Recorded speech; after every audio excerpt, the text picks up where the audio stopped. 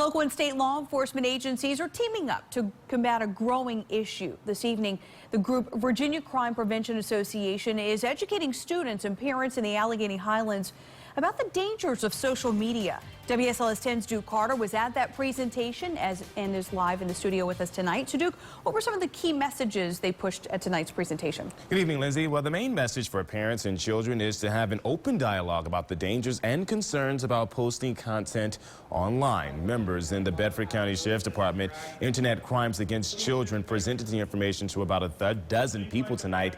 Investigators talked about knowing the features of social media apps and making sure there are parental control services available.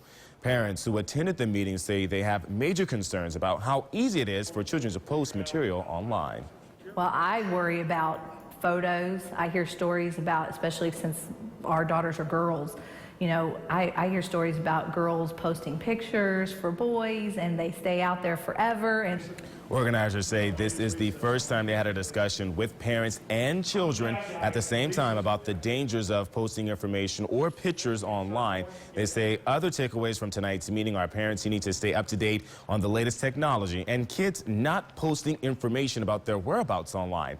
The overall goal, getting parents and children together to make sure they can have an open conversation about posting to social media.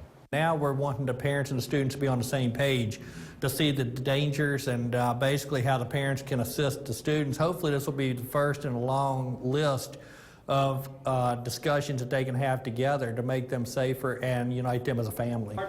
Now, students who participated in the meeting tonight took away some important lessons. Not everybody on social media is who you think they are. Just be safe, be careful. Not to accept friend requests from people that I do not know. Organizers say they hope to eventually have a presentation for families in Roanoke County in the coming weeks, but law enforcement suggests parents should consistently check your child's phone just as well, just in case any explicit images may have been shared.